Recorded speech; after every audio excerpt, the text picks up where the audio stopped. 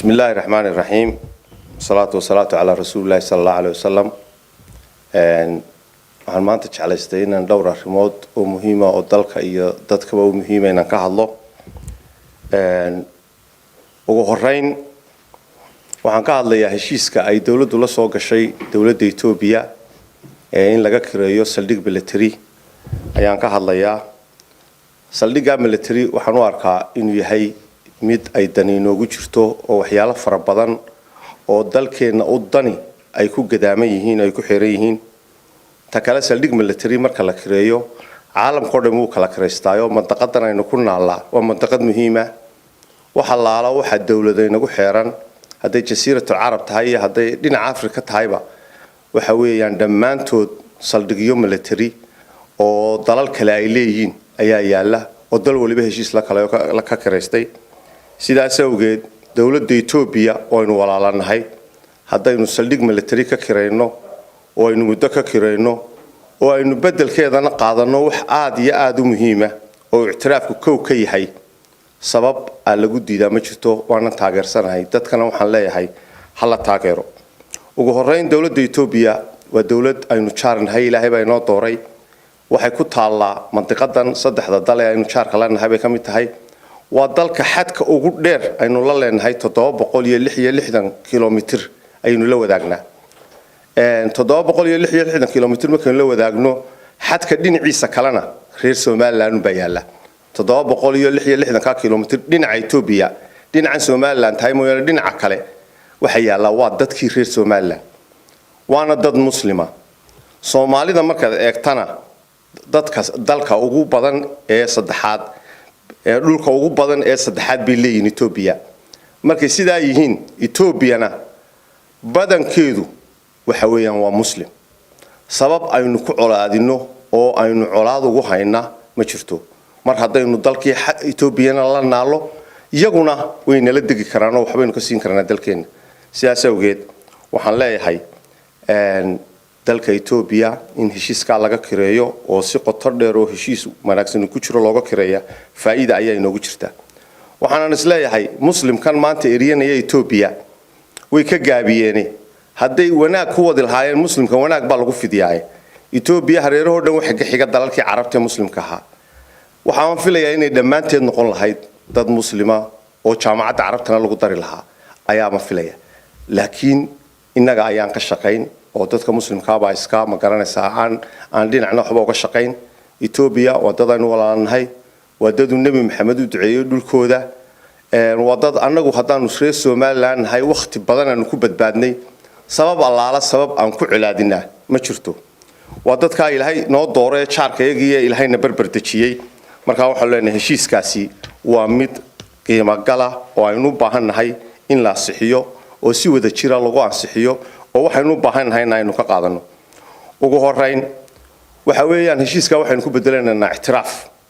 ictiraaf inuu adduunyada kalena inooga baadi doono sida ay bilowday dawladda Itoobiya waxaynu uga baahanahay oo kale inaynu electricity ka helo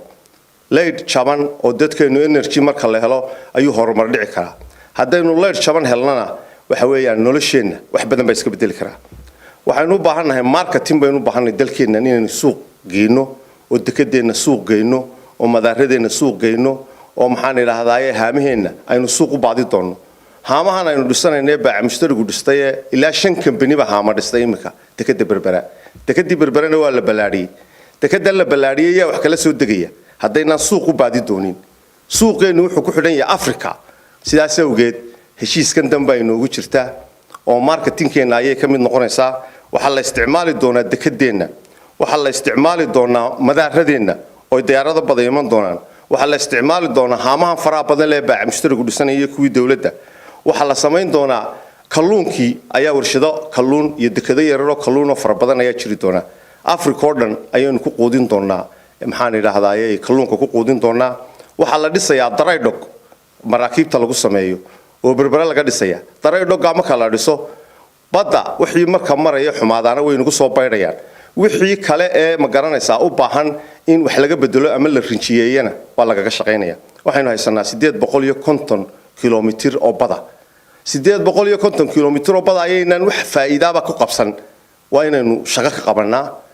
walaaladeen Djibouti iyagoo bad yar haysta oo aad ay u yar tahay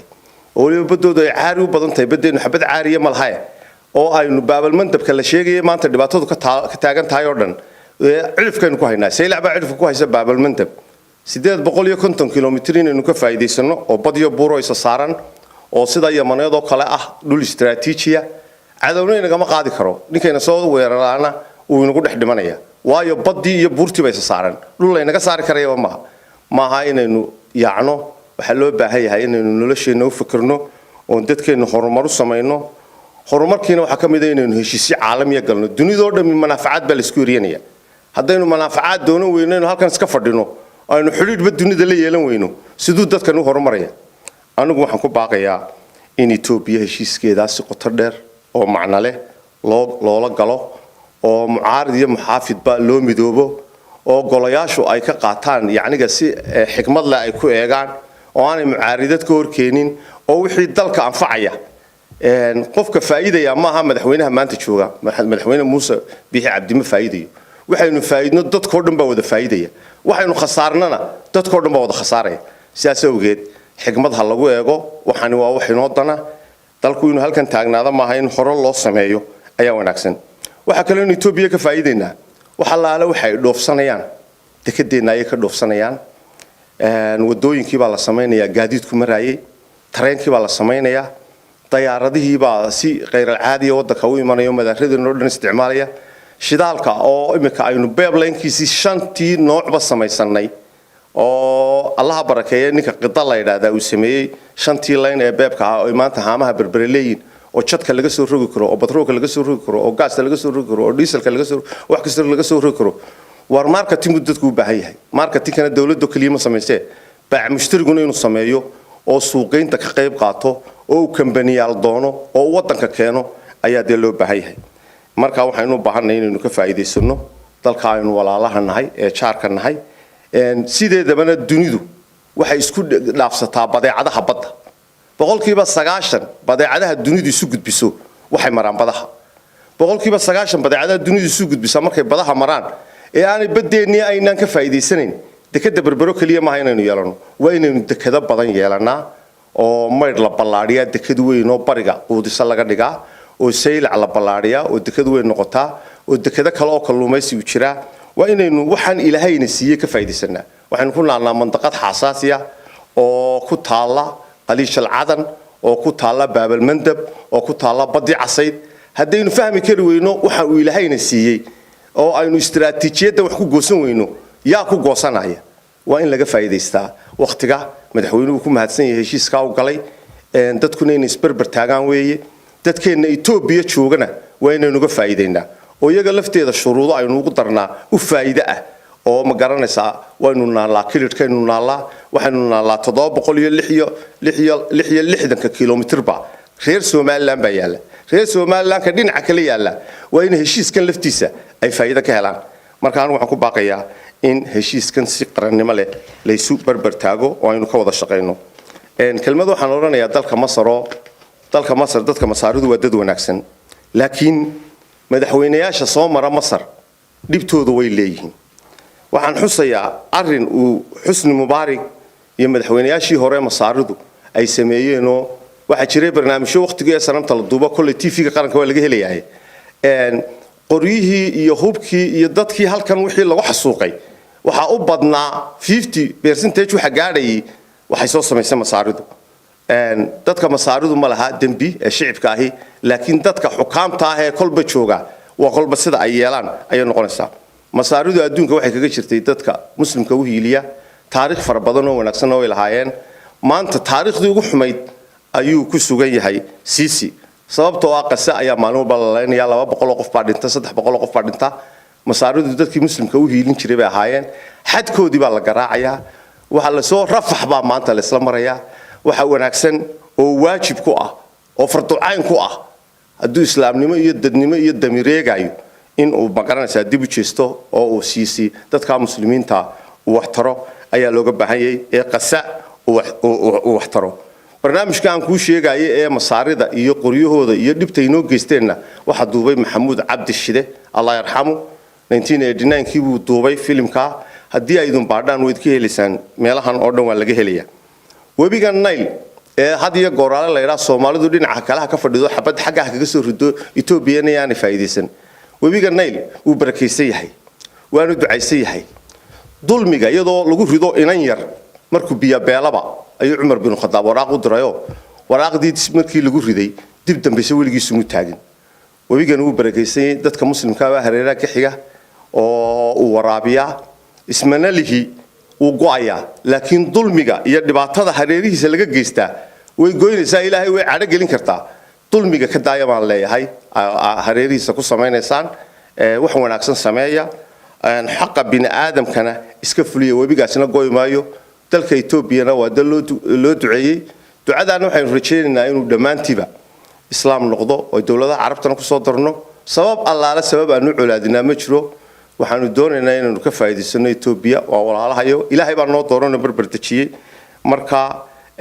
marketingka iyo suuqeynta wadankeena ay Ethiopia wan ka tahay yaan la inaga saarin kofar oo la oranin Ethiopia waa sidan Ethiopia waxa laala waxa ay dib inagu haysaa ma jirto waa inaynu ka faa'iideysanaa population kan faraha badan leh iyo powerka haystaan leerka haystaan diyaaradaha haystaan activity-ga haystaan oo dhan waa inaynu kala badhelnaa oo aynu ka faa'iideysanaa oo dadkeenu iminka waynu ka faa'iideysanaa iyagana wax ka iibinaa laakiin waa inaynu faa'iidada kor u sii qaadnaa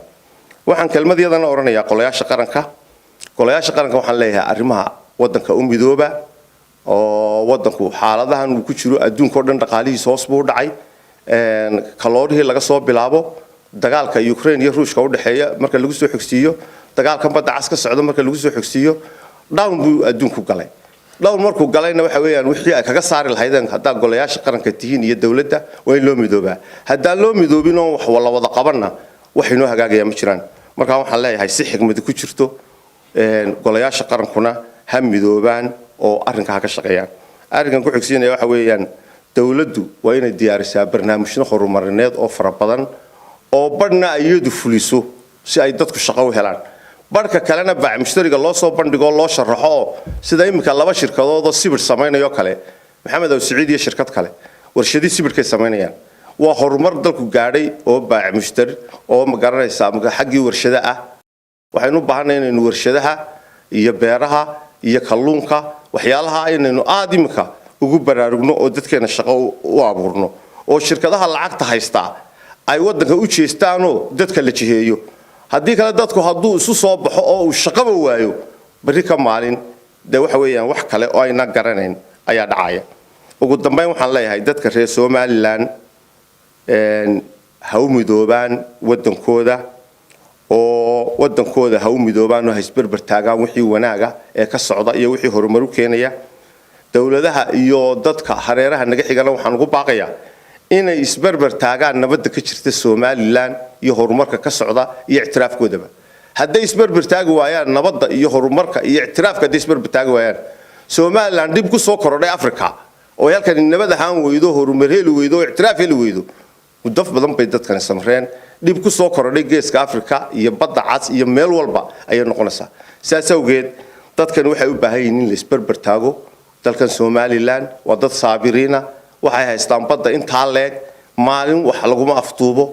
buurihii bay haystaan wax walba ay haystaan waxooda si nabada ay uga shaqeystaan marka waxaan leeyahay dhamaantii adduunyadu waa inuu iska barbar taago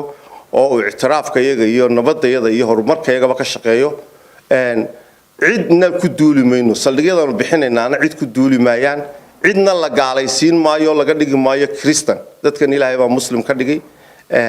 Ethiopia waa walaalahayo welcome baan leenay heshiiskaana waa in la bixiyaa waa in la socodsiiyaa qaar kale fara badan